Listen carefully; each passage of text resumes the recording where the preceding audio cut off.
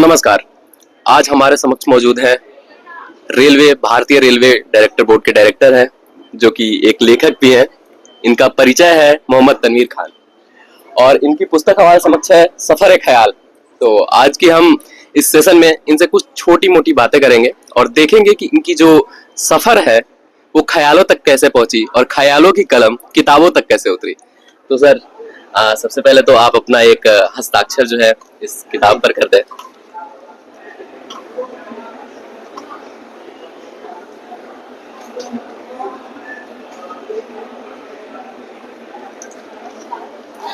बिल्कुल। तो सबसे पहले तो सर आपकी इस किताब की बात, तो ये जो किताबें हैं ये लिखने की प्रेरणा आपको कहाँ से मिली सर? ऐसा होता है, प्रेरणाएं जो है किसी न किसी चीज से जुड़ी होती हैं। जी।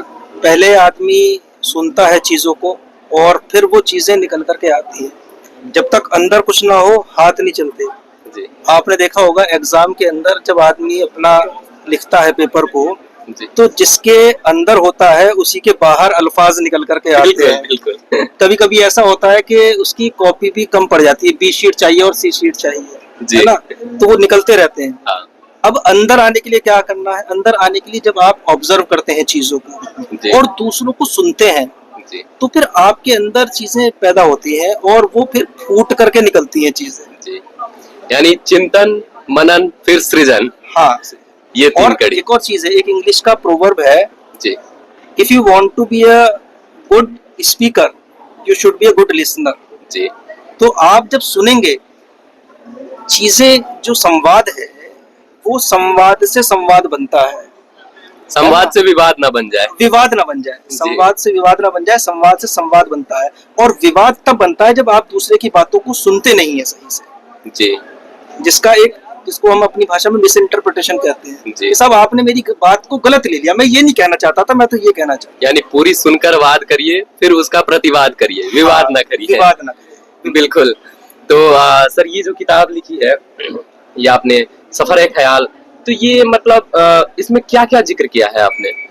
इसमें हर तरह की गजल और पोएट्री। सबसे पहले मैं बताऊं कि इसमें कोई मीटर नहीं है जी। ये खुला ख्याल है जी। और एक सफर है जो एक ख्याल को एक जगह से दूसरी जगह लेकर के जा रहा है। बिल्कुल।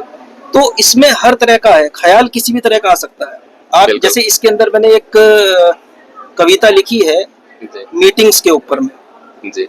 जो हमारी रोजाना की मीटिंग्स होती हैं, तो उसके ऊपर मैंने एक कविता लिखी है। तो ये ख्याल उस मीटिंग में बैठे बैठे पैदा हुआ कि यार इस मीटिंग का मकसद क्या है, क्या निष्कर्ष क्या निकले। हाँ, तो हम क्या, जैसे कहते हैं ना, एक इंग्लिश में, फिर एक मैं आपको कहूँ, एक कहावत है कि meetings are those ancillary things in which minutes are recorded and hours are wasted. Yes. है ना, तो उसके मिनट्स लिखे जाते हैं और घंटों उसमें बर्बाद कर दिए जाते हैं। तो अगर उसका निष्कर्ष नहीं निकल रहा है तो ख्याल पैदा हुआ तो वो लिख दिया गया। जी। माँ बाप के उसका ओहदा है और जो उनका दर्जा है वो ख्याल पैदा हुआ तो वो लिख दिया गया, है ना। बिल्कुल। पति पत्नी का रिश्ता है, उस पर ख्याल पैदा हुआ, वो लिख दिया गया। तो जैसे जैसे ख्याल सफर करता जा रहा था वो लिखता जा रहा था। यानी ख्यालों के सफर से बना सफर ए ख्याल। सफर है। बिल्कुल। तो फिर आपने जो गजलें वगैरह लिखी और आप गृह मंत्रालय में भी थे, अभी काम भी कर रहे हैं, तो इतनी व्यस्तताएं होती जाती हैं और इन व्यस्तताओं के बावजूद भी शौक के लिए कलम चलाना, क्योंकि अभी तो आप प्रोफेशन के लिए कलम चलाते हैं। जी। तो शौक के लिए जब कलम चलाते हैं तो उसके लिए क्या समय निकालना थोड़ा मुश्किल है या हो जाता है?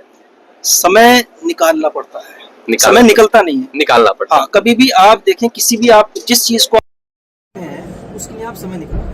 जैसे हीरा खोद कर निकाला जाता है, खनन होता है। बिल्कुल। छोटी मामूली चीज रखिए, आपके रिश्तेदार के यहाँ शादी है, आप ये समझते हैं नहीं गया तो रिश्तेदार नाराज हो जाएगा, तो बिल्कुल, है ना। तरह देखो, फना होकर भी समंदर हो गया। ये जो गम के साए थे वो अब दूर हो गए हैं। ये जो गम के साए थे वो अब दूर हो गए हैं। जिक्र खुदा से मेरा घर मुनव्वर हो गया। जितना दर्दमंद रास्ता उतनी हंसी मंजिलें मिली। हर एक आंसू मेरा आखिर में गौहर हो गया। जो मिट्टी था कभी आज संगमरमर बन गया। संगमरमर, मार्बल। जो मिट्टी था कभी आज संगमरमर बन गया। किसी के हुस्न का जादू मेरा मुकद्दर हो गया। वाह वाह।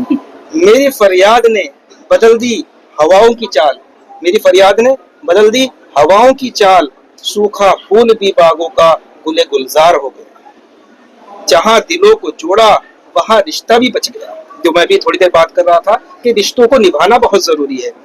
जहां दिलों को जोड़ा वहां रिश्ता भी बच गया, जिसने खुद को खोया वही सिकंदर हो गया। निगाहे लुत्फ से जो देख लेता था कभी, निगाहे लुत्फ से जो कभी देख लेता था कभी, उसी की बेरुखी से अब वो पत्थर हो गया।